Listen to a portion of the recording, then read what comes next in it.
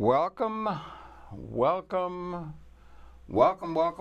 to Conversations. Our guest is Tony Armstrong. He's a retired corrections officer, as you can see at the graphic, from Rikers Island jail complex, and he's an actor. And we're going to be talking with Tony, and I could say here now, Tony, welcome very, very much to Conversation. Great pleasure to welcome you to the program. It's a pleasure to be here, Harold. Yeah. I'm enjoying myself so far. Well, we met the other day, very matter-of-factly and everything. We're doing some programming this week about some black people who are complaining about too much racism still used abroad in the land and that sort of thing. They're going to have some demonstrations about that issue that, black lives matter and all that sort of thing. And you've been a corrections officer, and we want to talk about it in a certain sense because you'll have a perspective on it that'd be interesting to everybody.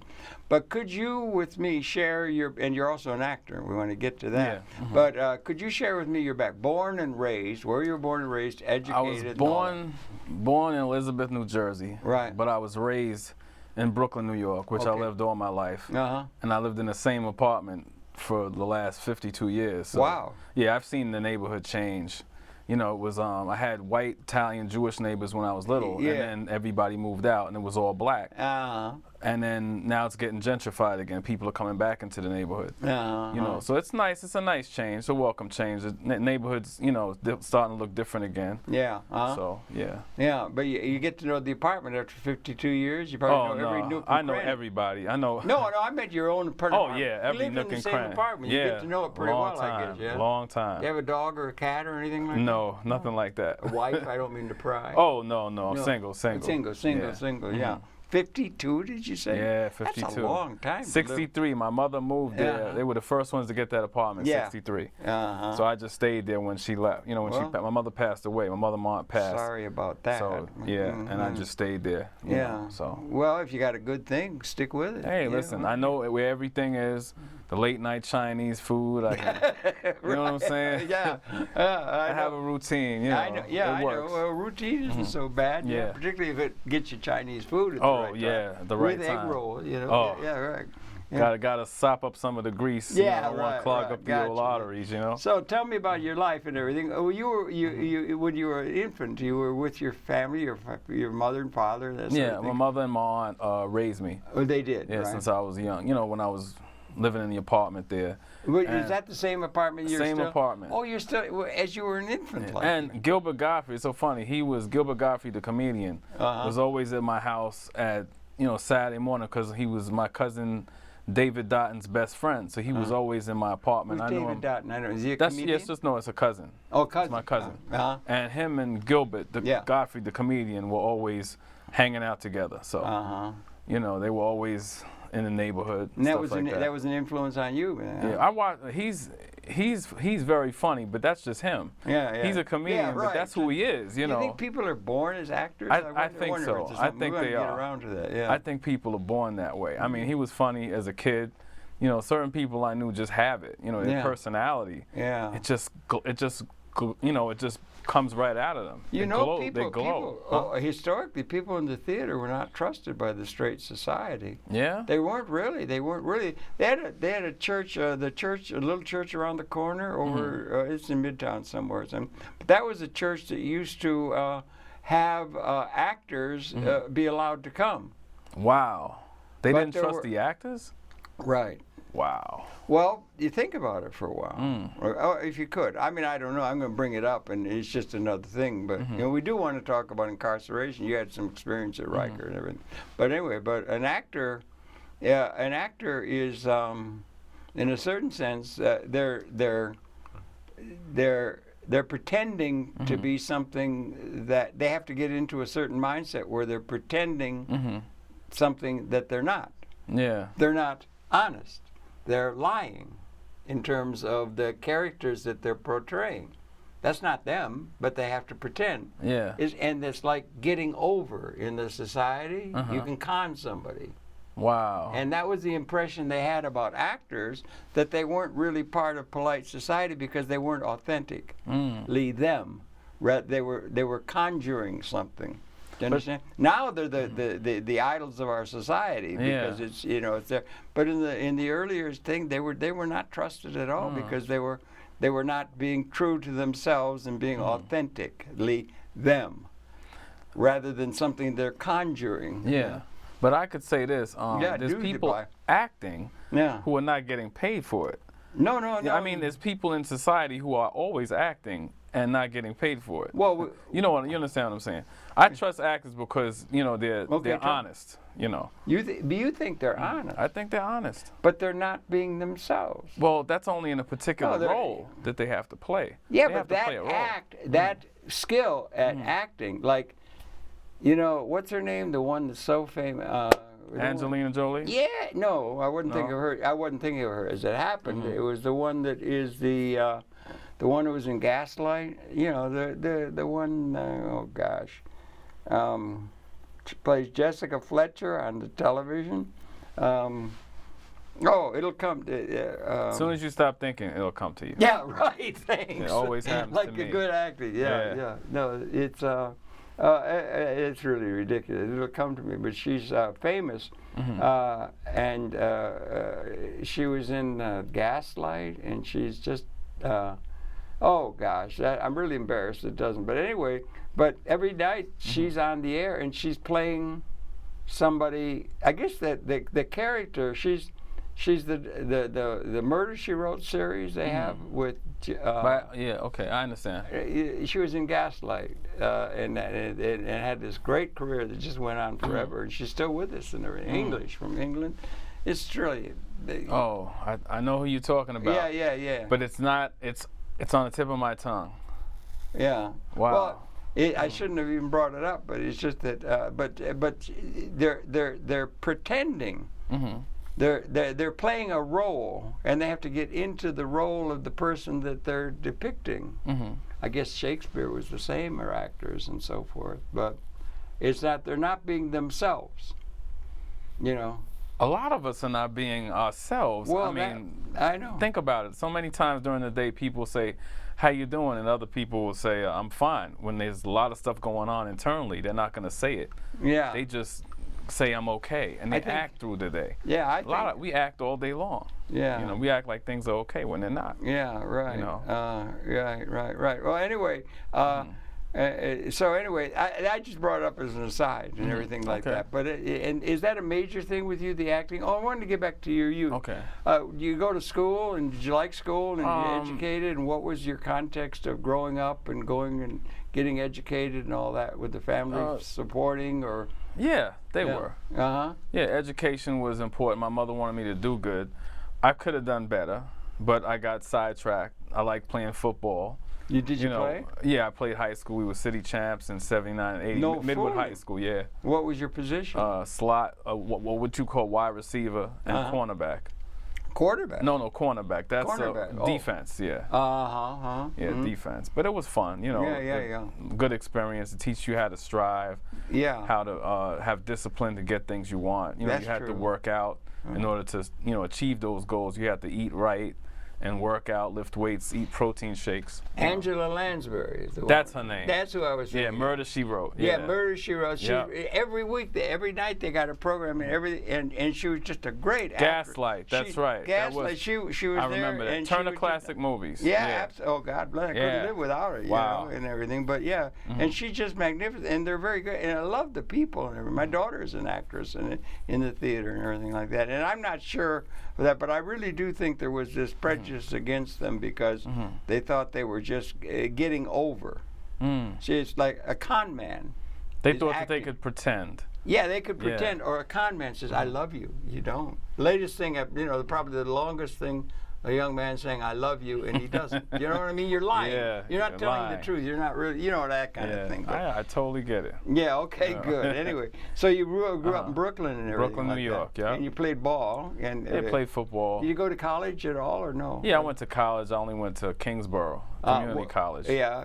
Out at Manhattan Beach. Did you study anything in particular? It was so funny. I went there and I was taking pre-physical therapy. Yeah. And I started to slack off.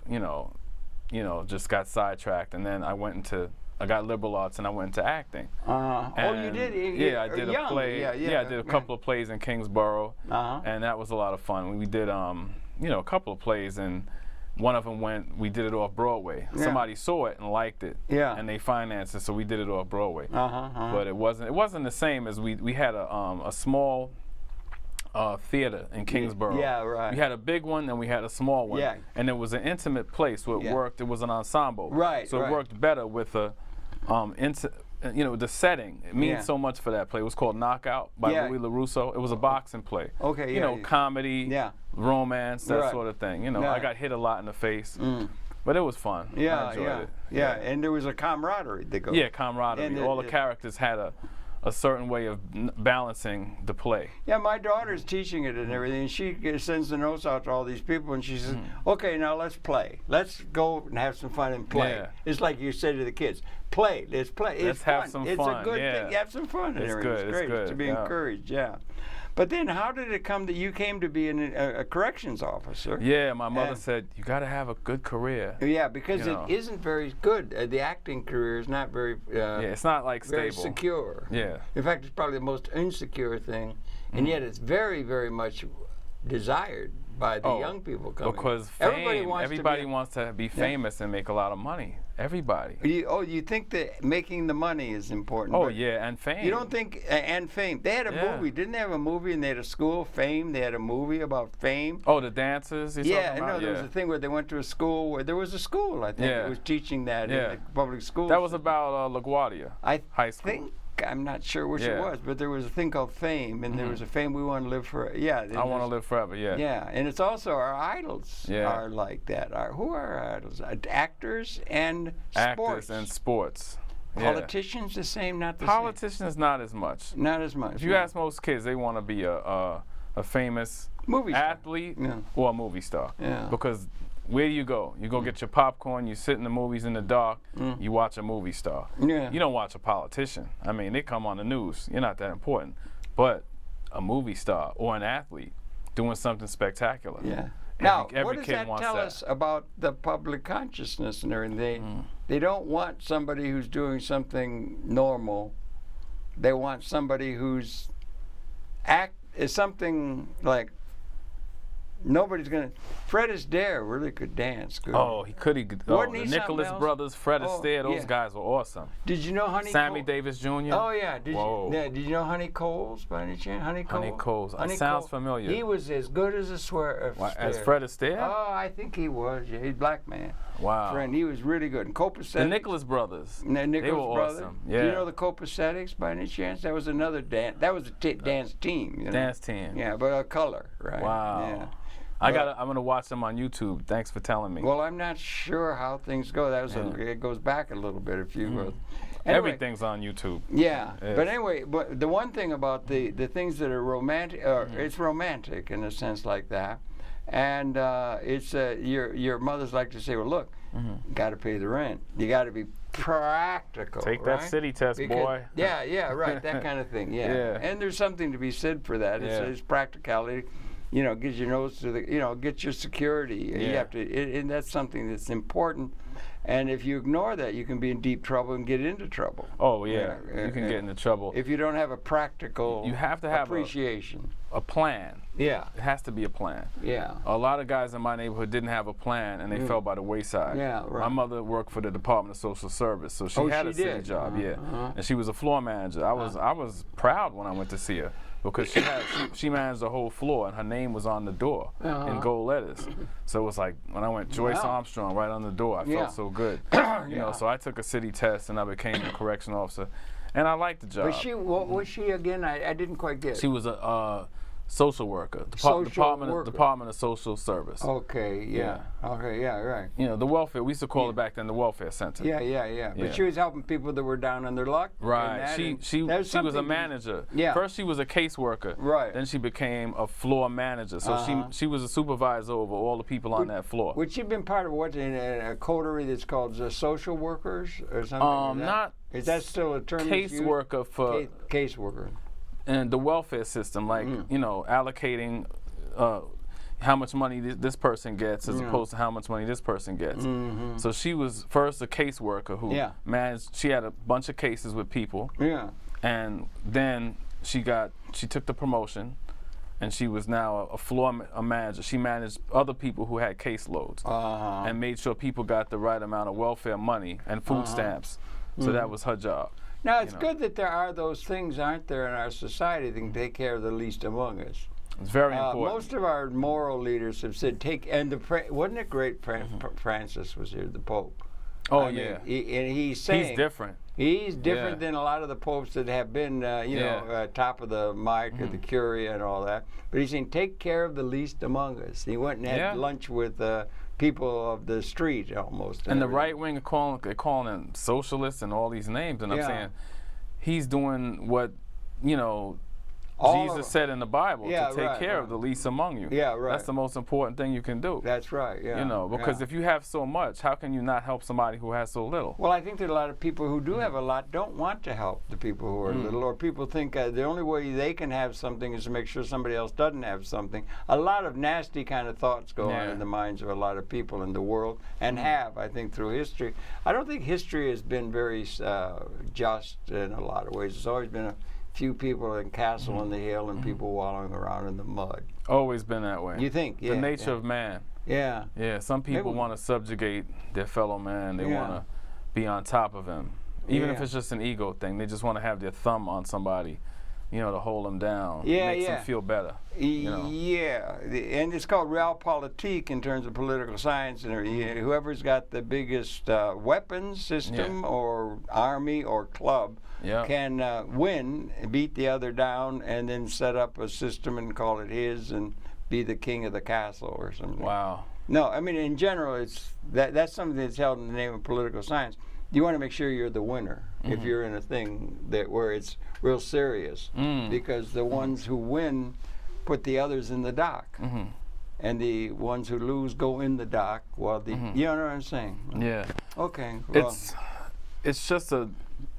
It's just the way human beings, we're designed that way, some of us, to just, be that way, to be narcissistic and just want power and want everything for ourselves. Some people are like that. Other people want to give freely and want others to have. Yeah. It's just the luck of the draw. Sometimes you have people who want to do good, some people want to do bad. Do you think the people who are getting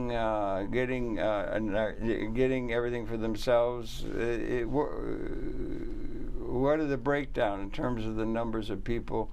Your mother wanted you to be being practical is not necessarily being like that. It's just being practical in the sense of there's certain things, young man, young woman, you have to be practical, and you had to be practical to get that, because you're not going to be a great football player or something. You know what I'm saying? You have to have... And to guard against romantic notions of how everybody can be free or something like that. Something like she said, you had to have a plan. You had to have something that's going to be, in a sense, guaranteed. Where you get a city job, police, firemen, these things are necessary. Yes, that's right. They're not going to go out of business. So it's not going to be like you join a company on not Wall Street, it's just another company, and they go out of business. That can happen. You can work there 35 years and they can go down. But the city, employment is going to be there. They might have cuts, they might have layoffs, but you're pretty much guaranteed a job as long as you get through your probationary period. Probationary, and then the post office has the thing you can fall back on and that kind of right. Now, so that you did that, and that's how you came to be. We want to talk partly because the programming this week on Conversation has to do with the thing about the Black Lives Matter and everything. It's blowing in the wind now, and so much and everything. And you were you took a position at were you at Rikers the whole time? Yeah, I was at Rikers Island. First I was in the jail in Brooklyn, and then that was closed, and then I went to Rikers Island. I was there for about my last 16 years. Did you have to do any training for that? You go into the academy. You go to after you're select. You had a test or something you took or something. Yeah, you take a test, then you go through a psychological exam, medical exam, and then after the medical exam, psychological, medical, and then you go. You get investigated. You're assigned an investigator. And this person investigates you to make sure you are who you say you are, and you haven't committed any crimes or credit card fraud, anything like that. They investigate, make sure you're okay. That you're. That you're. Yeah. A-okay. A-okay. Yeah. Then you go into the academy, and it's paramilitary. You have paramilitary. Yeah, right. You have to salute. You have to obey different rules. You have to dress. You have to have your uniform clean, and it teaches you how to follow protocol. Okay. Military? Did you do military ever? Oh no, I didn't do military. No, I had to do military. Yeah. Oh, was it fun? They had drafted. Oh, yeah. Well, I was a very bad soldier. I really was. I used to try and explain to the. I was a private. You were they had draft back when I was young. It was between the Korea and the Vietnam stuff. Wow. And so you're drafted. You had to go, and I didn't like it. I was like Costello. Captain Costello, you know, and I would try to explain to the sergeants how we could do things democratically, which I had this faith in democracy, but they didn't want to hear it. You know, it's got a very structured kind of way. It has to be. The same with places of incarceration, I would think, maybe even to the max. And then they had within the military, which was very structured, to the max almost, then they had a place called the brig. Or you know, they had military justice system where you didn't want to go. Yeah, you had to go to the brig. You would go to the brig as a punishment or something. So that's what you were being trained for. And we got an image up behind us here of a place that looks familiar to you, as I understand, because it looks to me like that's the place where you spend some time as a guard. Yeah, that's or very a corrections familiar. officer. It's called. No. That's a hallway. Yes, sir. And the inmates had to walk behind. You see, there's a red line there. They had to walk behind the red line if they, you know, to stay to the right. Everybody, you know, was the command I gave. Stay to the right. They had to go to the right side, and they walking this way toward whatever. You know, if they're going to the mess hall, they're going to medication, whatever. They always had to know to stay to the right. They couldn't walk in the middle. What is that reason? Why would they not just be able to walk anywhere in the hall? It creates order. You have to have order in the institution. You can't have everybody just walking anywhere they want. Order creates, it's like a mental discipline. That's the beginning of everything starts with the beginning. In other words, it's correction facility. Correction, yeah. So you have to have rules. If you walk into to Grand Central Station, you don't have to walk to the right and left. You can just walk anywhere you want. But that's a different thing. But that's not a jail. That's not a jail. Yeah. Well, that's what we're talking about. This is a unique setting and that kind of thing. And did you have to have a unique mindset in order to perform that? And what was your experience? What was your experience? And what was your thought? I love the job because people are people. And 99% of the guys in there, you treat them with respect, they're going to give it back to you. Yeah, say that again. Okay, 99% of the guys in there. 99, you say? Let's say, all right, 95. Let's say 90%. Or 90, okay. 90% of them, you give them respect. You treat them like human beings, they'll give it back. There's always the 10% that's going to, you know, they're just who they are. You know, they're going to be knuckleheads no matter what. But then the most of the guys in there just want to do their time and go home, you know. And, you know, if you treat them with respect, you'll get it back, you know. And they teach you that in the academy? Yeah, they teach us a lot of things. It's important to establish authority? Yeah, you have to. You have to have authority, and you have to be fair. The most important thing is to have authority and to be fair. Because if... They teach you to be fair? Yeah, because if you're not fair, if you give one inmate something over another, you're going to create bad feelings in the environment you're working, and you don't want to come into that. If you treat everybody the same, then it's understood that this is an institution where everything is, you know, structured. But if you favor one over the other, that's going to create animosity between different groups. So you have to treat everybody the same. Yeah. You know. And that's part of your training and everything. And it's common sense. It's something that you learn in time, or you can get it from senior officers. When I got there, I was taught by senior officers. How old were you when you did that? 25 when I first started. You're in your prime, Yeah, I was in my prime. Yeah. So. And you got there, and how long was the academy training? The academy training was about 4 months. About 4 months, yeah. Where? Was it somewhere in New York? It's in Metropolitan Avenue. Metro, is that in Manhattan? Yeah, it's in Queens. In Queens, okay. Yeah. And it's a regular. Is it a live-in place where you go, or? Oh no, you just go every day. Commute. You go every day. It's like going to school, right? Yeah, it's like going to school. Exactly. Yeah, right. It's like going to school. Only thing, you have to wear a uniform, and you have to there's a dress code. You have to have your shoes shine. Sounds military. Yeah, it's paramilitary. Paramilitary. Yeah, paramilitary. Right. Yeah. And do you have to be trained with weapons and things like that? Yeah, you go to the range. You're taught how to use a firearm, and later on you're taught how to use a mace, oleo resin capsicum. Or you're watching? Oleo resin capsicum. What's mace. a raisin capsicum? No, oleo resin capsicum. I've never heard of that. Pepper spray. Oh. Pepper spray. Oh. That's or a mace. Yeah. Oh, mace. Oh, I see. You could call it mace. Yeah. You call it pepper spray. Yeah, I see. Yeah. And it burns. Yeah, yeah. A lot. And that's the thing to assert your authority in a case. That's if you come upon a violent individual, you don't have to actually strike them. If you use the oleo resin capsicum, what it does is it takes away the aggression, because now the person's eyes are burning, it feels like they can't breathe, but it doesn't harm them. There's no long-term effects from it. It just incapacitates them. It incapacitates them, So does that have to be used very often? It depends on the situation. Very often could just be. Did you have to use it often in your work at the? I've used it, but I haven't had to use it often.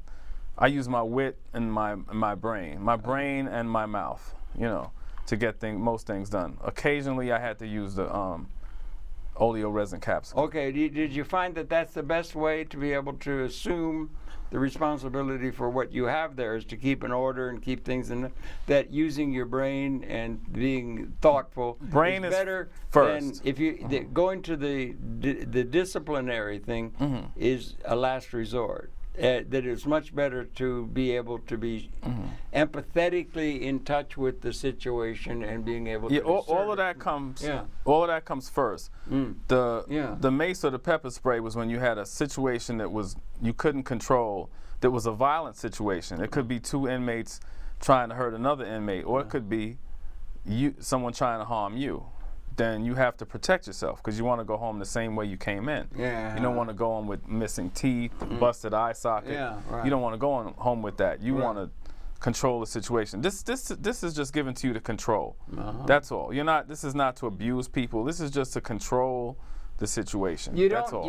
There's nothing at all that people attracted to that are people that there's not any sadism or anything like that that's ever encountered or encouraged or anything along those lines. No. That is tended to be done sometimes in movies because it's dramatic. Yeah. They have the guard be a son of a bitch or something like that, or something. That's But really, it's not as violent as it might be depicted in films and that and so forth. No, public consciousness maybe is what I'm thinking. It's not, and I can give you a correlation. Most police officers never even pull their weapon.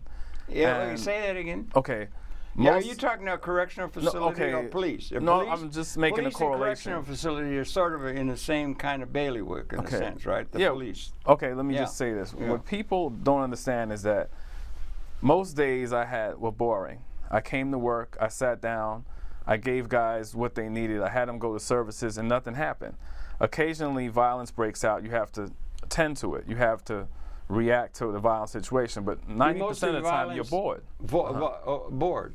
That's interesting. In other words, violence would be. Is there violence between the inmates themselves? Yeah, because is there ever violence directed at the guards? At times, but it's more inmate on inmate. It would be rare. Okay. Inmate on inmate violence is more common because they have something that the other inmate wants, or they want to control each other. So that's more common. With us, when they attacked us, it was like certain situations got out of hand, and then the violence came to us. But it wasn't. It's not as much as they attack each other. They go after each other much more, than they didn't come after us as much as they went after each other. Yeah. Is there in the Army you have that. You have the line of control. Chain of command. Chain of command. You have that there too. Then. Oh yeah, we had a boss. You know. You had a boss yourself. You had a chain of command, and there was an authority.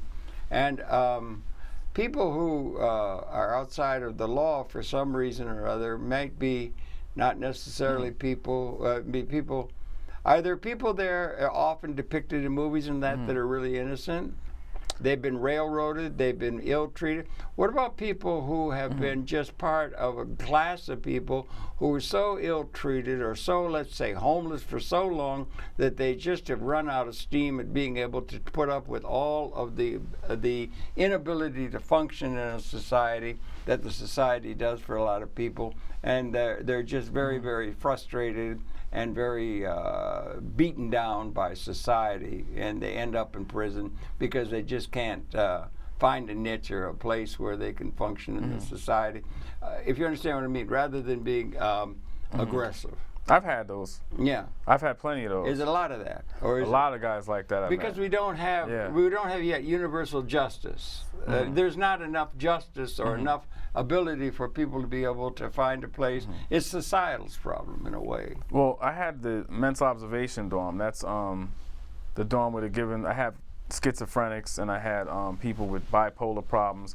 And what you're talking about is those people. A lot of these guys, most of them are homeless, and they come to me. You know, one guy we had to, his clothes were so bad we had to play a trick on him to get the clothes away from him because they were so dirty. And that so he we was can give wearing, him, you mean? Yeah, he was wearing his undergarments because they smelled. Yeah. So we had to trick him to giving him new stuff because he wanted to keep and hold on to this stuff that was because he was so insecure or something. He was mentally ill. Yeah. So it wasn't even a sign of insecure. It was just that they were his, but he didn't understand it was time to say goodbye to them, and he wanted to keep them. So we had to play a trick on him to get the new stuff. And then after he got settled in with the new stuff, he was fine.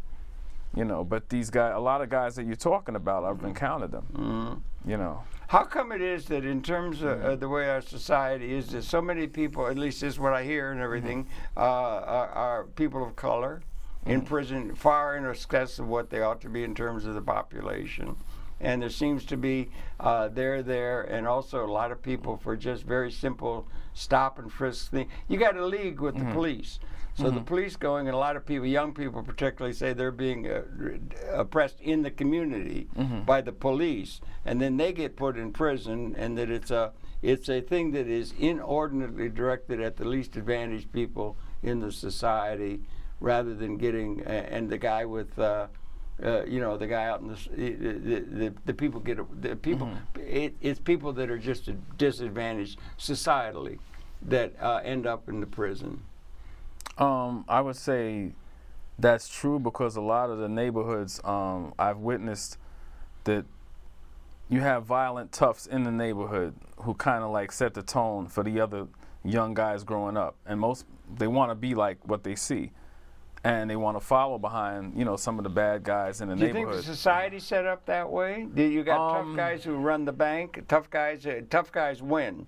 Weak guys don't. Weak guys, or people that it's a bully society that is the characteristic of the society at large. There aren't enough opportunities. To a certain degree, yes, I agree. That is societal's fault.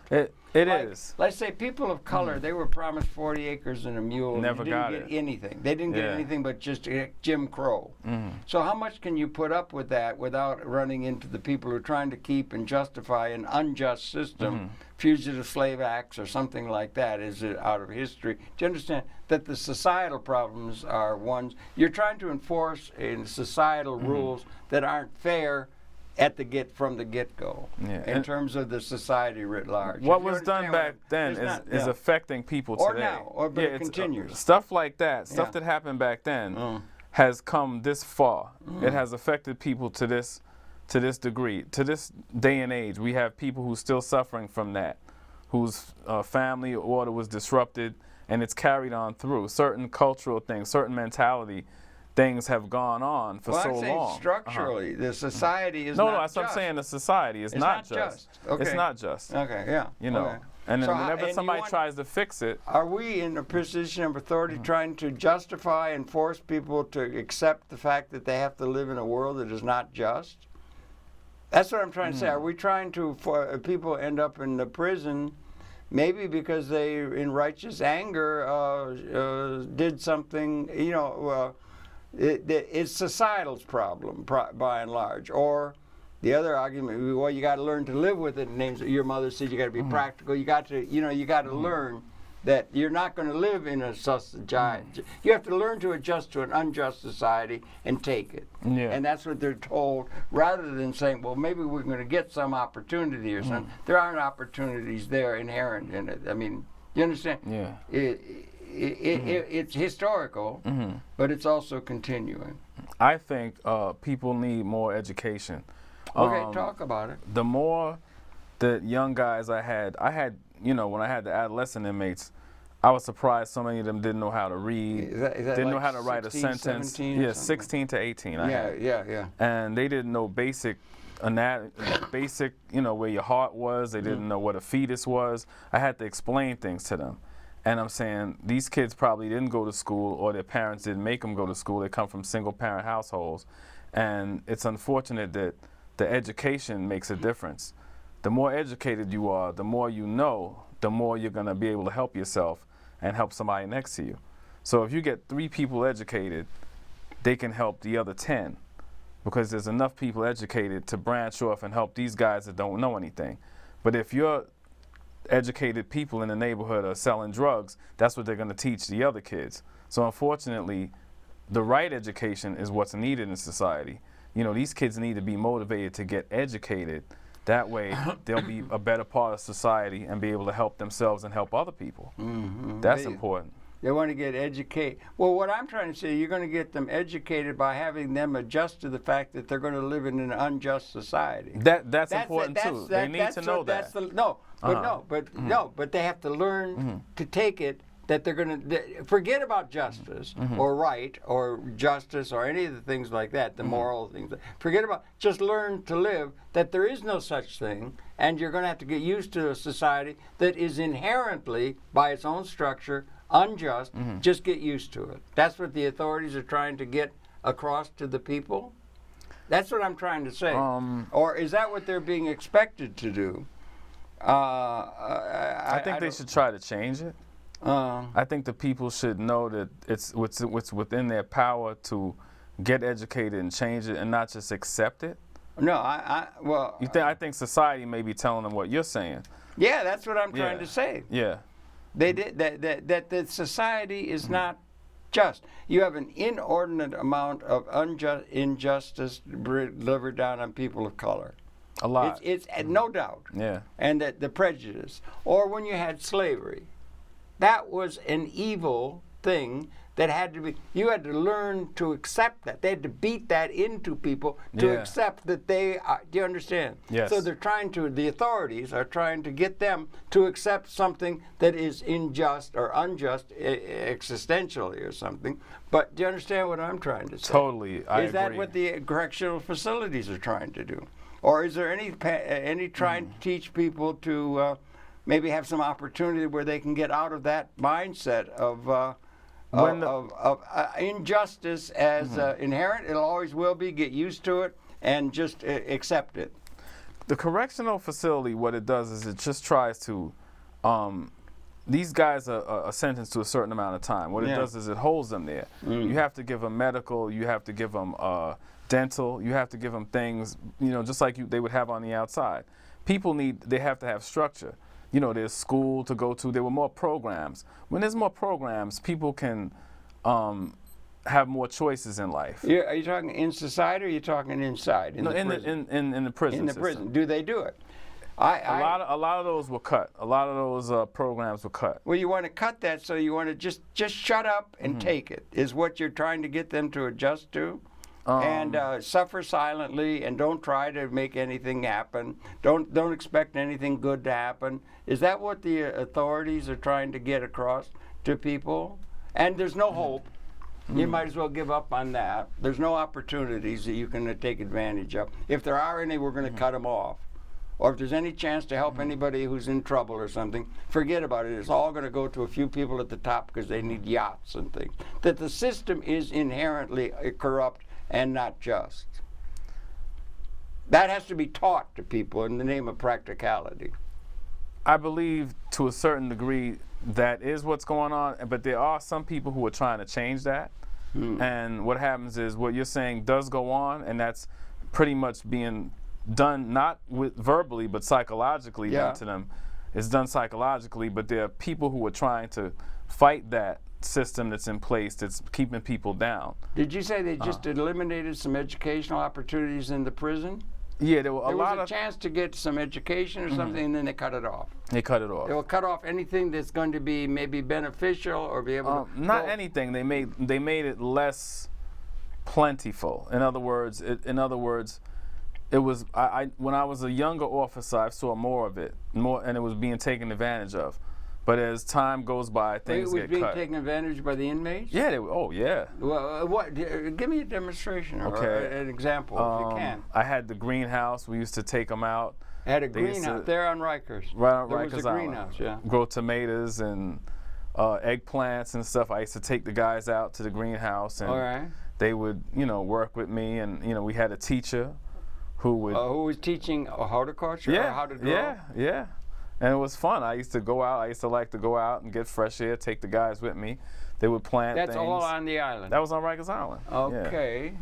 So, a lot of those programs, they were good because it opens people's mind and made them think outside the box. Yeah, but did they cut that? Yeah, they cut that years ago. They cut that out? Okay. Yeah. Okay. Or I had some friends who said they were trying to get some sort of thing where they could actually have what do they call it? Online learning or something like that. You could work toward a degree. You could do something. You're in a cell. You're just there. They could have access to internet. They could learn things. They could have all kinds of things that could be making that rather than just sit there in a way and adjust to the fact that you're never going to be anything. You're never going to be able to do anything. Get used to it. Attitude toward the society, toward the inmates. But nobody's ever locked in a cell completely. That's only in the evening. Or maybe that's in the movies. Oh yeah, in the movies. See, I've never been. People have free movement during the day. Oh, they do. Okay. And I write a guy a pass, and he goes where he has to go, and come back. He goes to the law library. No, not anywhere on the island. Within the jail, because there's about 12 jails on Rikers Island. 12 jails, yeah. So I work in one jail. The inmates can go to services. I write them a pass, and they go to services within the jail. Within the one? That one jail. That one jail. Yeah, and then there's different things. How are they divided up? Are they? Dormitories. The jail I worked in was dormitories and cells. You had dormitories. The majority of it was dormitories. I had 60 guys in a dorm that I was responsible for, me and another officer. Yeah. And then you had the cells where inmates are, they're locked in, but they're allowed out during, there's a day room. They go play chess, play cards in the day room, watch TV. That's what they do. They're not locked in a cell for 24 hours. Only people who are, have committed crimes, / other inmates, stuff like that, then they're put in the area called the Bing. The what? Well, back then we used to call it the Bing. Bing, B-I-N-G? Bing. It's like solitary confinement. Okay, yeah. And they're locked down for 23 hours, because that was, they've done assaulted staff, assaulted other inmates, slashed other inmates, stuff like that. So they were put in solitary, Yeah. So what were the 12? Were they divided according to, are some people there on check kiting and other people are for murder? There's different degrees? No, there's classifications. Yeah, how do they divide it up? Okay, you had the high class, which was, maybe robbery, strong arm robbery, stuff like that. Those people with high class and had a record of all those behaviors. High class? High classification. In terms of the overall population? Yeah. In other words, you had low classification was guy might have been a DWI or something like that, or petty theft. That's low classification. Guys who have committed murders in the past and have done strong arm robberies, assault with a deadly weapon, those guys are high classification. And they are in a different jail block or something? Yeah, in a different dormitory or a different cell block. So and that's the way they're divided up. They're divided up by the degree of the the crime that they did. Yeah, we never put the guys, the bad with the good, because they'll prey on the bad will prey on the good. It's just to make it. Sounds like society. Exactly. In the minds of many. That's what I'm trying to get at, society at large. Okay. If you take a guy and you put him, he's in there for, I don't know, DWI, and he's never been in jail for anything else. Yeah. And he's not a seasoned criminal, meaning that he hasn't. A lot of young been guys going to to jail. They got one little joint of marijuana or something. They go in, you know, and but they can't he's make, low class. They can't make bail. But he's they're in there because they're poor. Yeah, but that's why they're no, there. I understand, but You he's low class. He's a low class, so they have him somewhere else. Low class or minor? I mean, or low petty. classification. Yeah. I'm gonna say, when I say that's just a slang term. Yeah. Okay. High classification is a guy who's he's committed numerous crimes, and he's been in the system a long time. Is that rating on violence or on the degree, or do you ever get a banker who's done fraud and is in there, or somebody who is a good citizen who bent the rules and robbed people at a CPA firm or something? Do they ever go, or is it only reserved for street crime? Is there any? I had a doctor. Is there anything directed at the people who run the society? I had a doctor who was locked up in my dormitory when I had the horticultural detail. In other words, with the tomatoes. Tomatoes, yeah. I had a doctor in there. Mm-hmm. A medical doctor. An actual emergency room doctor. Yeah, okay, right. And I used to go, it was so funny, I would ask him things, I would go to him for advice because he was a doctor. You need medical advice. Yeah. And when we had one inmate got injured, doing something, we took him to the clinic, but he thought I should have a first aid kit. So he made a whole list of things for me to get for this first aid kit, and I said, Doc, I can't get any of this stuff on here. They won't allow it. He said, "Oh, okay, officer, that's okay," because he wanted the first aid kit to be equipped in case something happened. But they don't allow that to be there. Are their medical needs taken care of? Oh, everything is taken care of. Yeah. Okay. Oh, better than in the street. How about the great. food? I've had a friend who said the food sucks. Almost universally in prisons. I used to eat it, so I can't say it sucked because I used to eat it. The baked chicken was good. I can't lie. The fried chicken was better, but they stopped that. What else? The food is decent. It's edible. It's not a full 5-star restaurant, but it's edible. Is there? There's no. I had friends who were arguing in behalf of prisoners. There are people who should do it. They have a fortune society. They have people who try to help the people. And again, that the people it's mostly people that have been suffering an unjust society that end up in prison. If you've not had that, you're not likely to do it because you will have found a place. But if you haven't found a place and you're locked up for, and it's mostly people. It seems to be black communities that are targeted, by and large. White communities aren't, out in the suburbs and things like that. That is a statistic, what you're saying. It's an actual statistic. So that's the case. So what they're doing is it's a continuation of the Fugitive Slave Acts, or the continuation of the black man target of the white society in a large way, and people are protesting against that. They're being filled with black people, young black people, and it's not just, and there ought to be recognized by responsible people in the society. And what can we do about it, if anything? Or do we just accept that the system is not just, never will be, get used to it, beat them down, and you know what I'm trying to say. I'm going overboard and everything, but I say more programs, more education. Education is the key to everything. You think so? You educate these people, they'll know they'll have better and more choices, and they're not going to just fall into the crime because they're going to know more than criminal activity going out there. They're going to have other options. If it's welding, if it's learning how to drive a tractor trailer. If you make these things accessible to people, they're going to find them and they're going to do them. And then society is going to benefit if you have people teaching young guys how to drive a tractor trailer and make good money, how to do other things besides selling drugs, because half the guys I knew when I was a kid that sold drugs, all of them are dead or in jail. I'll never see them again. They're in jail forever. Well, now they're making marijuana legal. I think that's almost going to make the case. They used to have prohibition. They put people for drinking alcohol. Remember they had prohibition? Oh, yeah. That was horrible. That just created crime. Right. Prohibition. It was horrible. But now a kid's got half a joint or something, and they can't make bail. If they could make bail, they'd be home free. Like the guy out in the suburb, the white guy out in the suburb. They come, they make bail. They haven't got that. So it's just an open attack on the most vulnerable people in our society. I agree. Teaching them a lesson that they might as well just get used to it, that you're never going to have a system where there's going to be universal justice for all. And get used to it, and what I'm trying to say, the authority figures are just getting people used to that idea like they had to get used to slavery itself.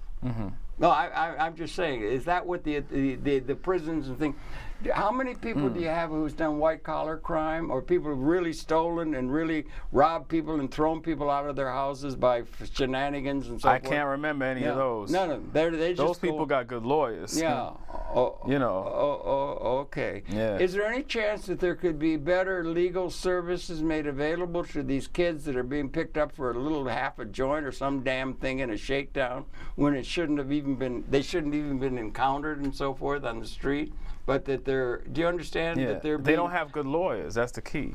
They have lawyers who might have, these legal aids might have about 100 on their caseload, and they don't care about this kid. They're just going to tell him, look, plead out or whatever. Well, that's an indictment of our society, is it not? That's what I'm trying to get at, really, is to get used to it. The society sucks. I mean, for certain people, you might as well get used to it. You know, that's what the lesson of our authority figures are telling them. Pretty get much. Used to it. You'll give up on the idea that there'll ever be real justice for everybody and like that. Just give up on it.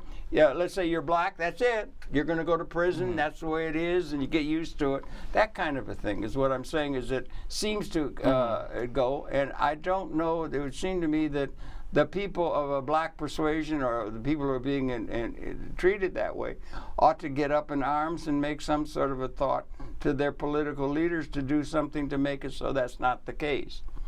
I think you're right. They should do that. But why don't they? Or why don't we? Why do we allow that kind of thing? The injustice, economic injustice. You say somebody's going because they can't make bail, for crying out loud. Now that's not fair. There's a lot of them, a lot of that going on. And they go to jail, and then they go in jail, and then you know, you got a bad record. You can't come out. You can't get a job. You can't do anything because you've been pegged for something that is just what you're being penalized for is being poor. Pretty much. It doesn't seem right to just penalize the poor as a way of a judicial of a extension of a judicial system. Somehow. No, I think you're right. I think that the poor are penalized because they have to know that, listen, you get this guy before a judge with a legal aid lawyer with 100 cases, he's not going to fight as good for this guy as he's going to fight for the guy who's paying him $5,000. Is there anything can be done societally, or do we give up on it? Or are there people who are trying to do things, and what good things are trying to be done? What examples are there of something good that's happening to forestall this gross injustice that is having people being shot down all across the country? Ferguson, all over, with alarming regularity. The authority figures are shooting them down. The poor people, it's like having target practice or an attack upon poor people. It somehow has to be addressed, don't you think? Yeah, it has to be addressed. The reason is because what's happening now is the cell phone has brought it to the masses. The cop shot the guy in South Carolina in the back. He was running away. Then he plants King.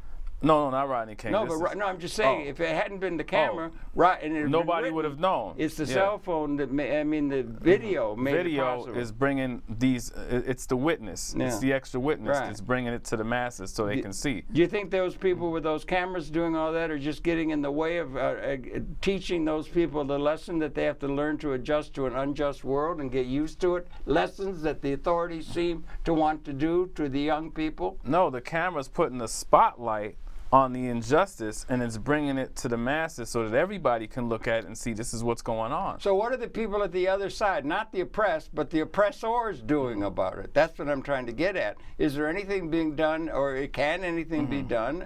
Is that the prison, could they be expanded, let it be a hotel, and let there be classes going on or education or something like that. That's what we need. Why it takes more of that. more money to put somebody in a prison than it does to give them a ticket to Harvard or something. Yeah. Why don't we make things available to them rather than just prison for being poor? It's not fair to so many people, and it should be addressed, is what I'm trying to say. I agree. I think there should be more opportunities. It was a thing you had to do, and it seems to me you were very feeling for, and probably a very, very good representative of that.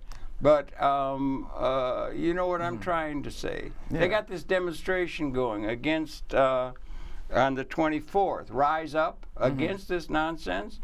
Do you think it ought to be attended not only by some people who maybe even had to suffer that, but some white Anglo-Saxon Protestants, other people in positions of authority ought to attend this and pay attention to this issue too, including some of our presidential and political leaders ought to start paying attention to a way of organizing our society rather than just beating up on the poor? I think they should be there as well because they need to be educated at the grassroots level to find out what's going on.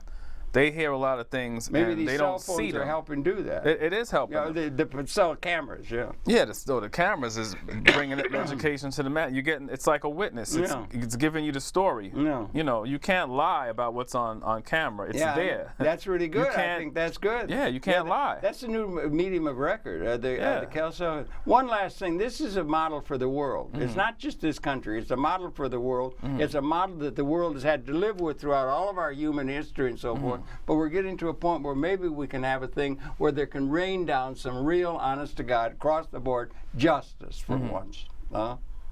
Maybe there should be some white Anglo-Saxon people involved in that protest trying to bring that about rather than just taking it easy out in the suburb. I think you're right. I think that's important. Because that's what they're trying to get people out. Yeah, they should. You want to go to the demo? I'll go. You want to come with me to the demo? I'll come with you. Yeah, on the 24th. I'll come. I'll get up there with Carl Dix. I'll be there. Communist Revolutionary Party. maybe we could get some guys marching out of the guards. I want to hear everybody's. I want to be educated. I want to learn everybody's point of view. I have mine, but I want to learn I want to learn other people's point of view. Yeah. I'm not going to knock anybody's point.